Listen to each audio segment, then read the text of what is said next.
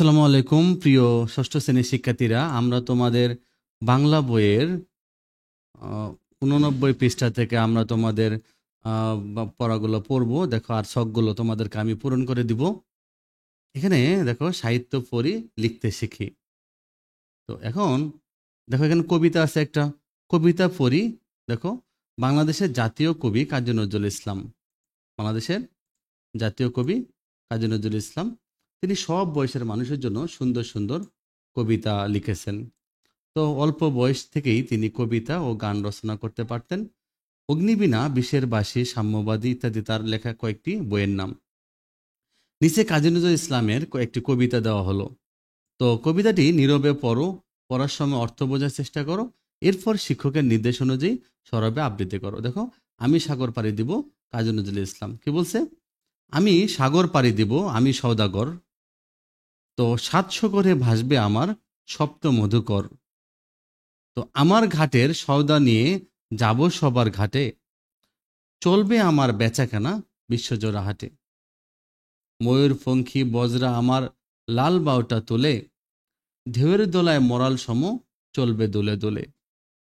তো সিন্ধু আমার বন্ধু হয়ে রতন মানিক তার, আমি তোরই বোঝাই করে দিব উপহার। দ্বীপে দ্বীপে আমার আশায় রাখবে পেতে থানা, শক্তি দিবে মুক্তমালা আমার নজরানা। চারপাশে মোর গাংচিলেরা করবে এসে ভিড়, হাতছানিতে ডাকবে আমায় নতুন দেশের তীর। তো আসবে হাঙ্গর কুমির তিমি, কে করে তার ভয়, বলবে ওরে ভয় পায় যে এসে এসে এসে ছেলেই নয়। সপ্তসাগর রাজ্য আমার, আমি বণিক বীর, খাজনা যোগায় রাজ্যে আমার হাজার নদীর তীর। ভয় করি না তোদের দুটো দন্থ নখর দেখে, জলদস্যু তোদের তরে পাহারা গেলাম রেখে। সিন্ধু গাজী মাল্লা মাঝি নৌসেনা ওই জলে, বর্ষা দিয়ে বিদবে তারা রাজ্যে আমায় এলে। দেশে দেশে দেয়াল গাথা রাখবো না খোয়ার, বন্যা এনে ভাঙবো বিভেদ করবো একাকার। আমার দেশে থাকলে সুধা তাদের দেশে নেব, তাদের দেশে সুধা এনে আমার দেশে দিব। বলবো মাকে, ভয় কি গো মা, বাণিজ্যতে যাই, সেই মণিমা দেব এনে তোর ঘরে জানাই। দুঃখিনী তুই তাই তো মা, এ দুঃখ ঘুচাবো আজ, জগৎ জুড়ে সুখ খুরাবো, ঢাকবো মায়ের লাশ। লাল জহরত পান্না চুন্নি মুক্তামালা আনি, আমি হব রাজার কুমার, মা হবে রাজরানী। তাহলে এখানে দেখো, আমরা যে কবিতাটা পড়লাম, কবিতা অনেকগুলো বিষয় আছে তোমাদের জন্য। দেখো, আমরা কিন্তু খাজনা শব্দটা পড়েছিলাম। খাজনা হলো কর, ট্যাক্স। গাংচিল একটা পাখির নাম। তারপরে চুনি, চুনি শব্দটার অর্থ মূল্যবান পাথর। জলদস্যু হলো যারা সমুদ্রে ডাকাতি করে। জহরত হলো মূল্যবান পাথর। তরি হলো নৌকা, থানা হলো আস্তানা।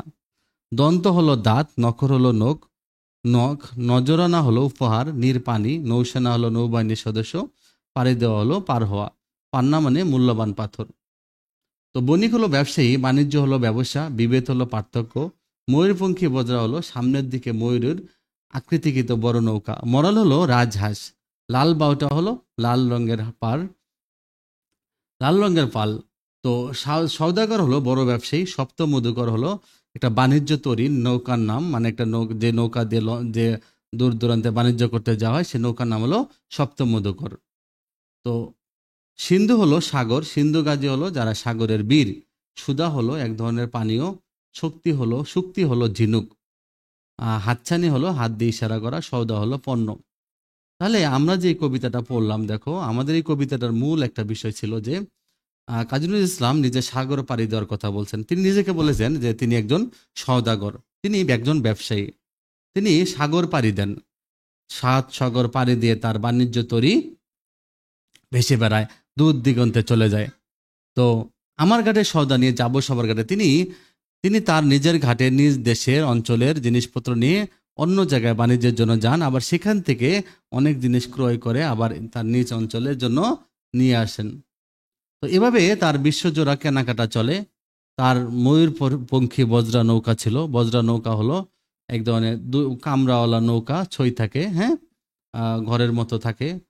তো ময়ূরপঙ্খী বজ্রা নৌকা, লাল বাউটা মানে লাল রঙের পাল তোলে, তাহলে তার নৌকা চলে। তো এভাবে সে যখন দূর দূরান্তে যায় তখন অনেক তাকে সাগর পাড়ি দিতে হয়। সাগরের অনেক মণিমুক্তা, অনেক কিছু সাগর থেকে অনেক কিছু দেখা যায় যে পাওয়া যায়। এছাড়া সাগরে অনেক ঝুঁকি থাকে সে সময়, এই ঝুঁকিগুলো পাড়ি দিয়ে তাকে দূর দূরান্তে যেতে হয়।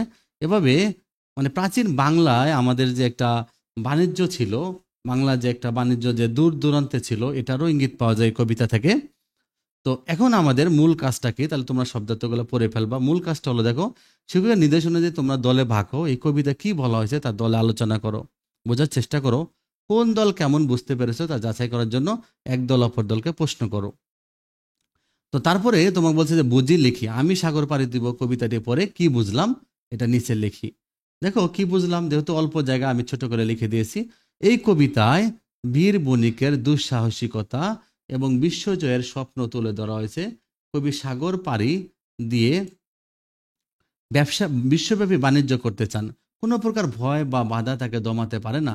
তিনি সমুদ্রকে বন্ধু বানিয়ে রত্ন ভাণ্ডার অর্জন করতে চান, মায়ের দুঃখ ঘোচানোর জন্য বিশ্বের সেরা সম্পদ নিতে চান।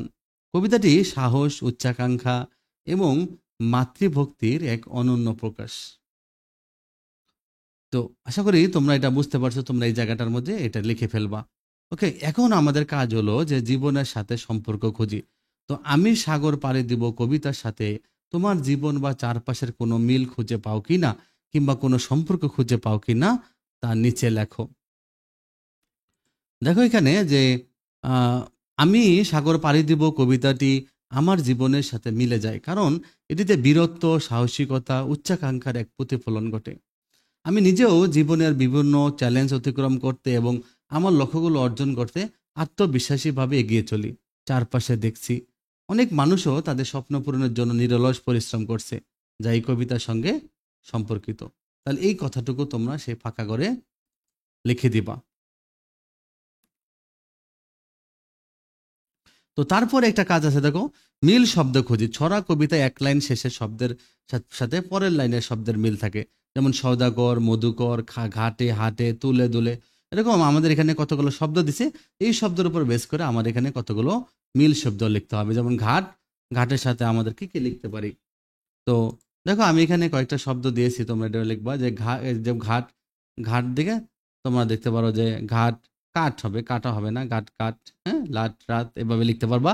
কেনা, মেনা, সোনা, বোনা। হ্যাঁ, আমরা এখানে দিয়ে দিচ্ছি ঘাট, পাট, ষাট, হাট, আট, খাট, মাঠ, ফাট। হ্যাঁ, কেনা, দেনা, চেনা, সেনা, রতন, যতন, পতন। তোমরা যে কোনো শব্দ লিখতে পারবা, মিল করে লিখবা, কবিতা থেকে না, তোমার বাইরে থেকে লিখবা। কবিতা তো এই শব্দগুলো দিয়েই দিছে। দোলা, ভোলা, তোলা, গোলা, ছোলা, ফোলা। হ্যাঁ, তার হলো কার, হার, ভার, পার, চার ধার।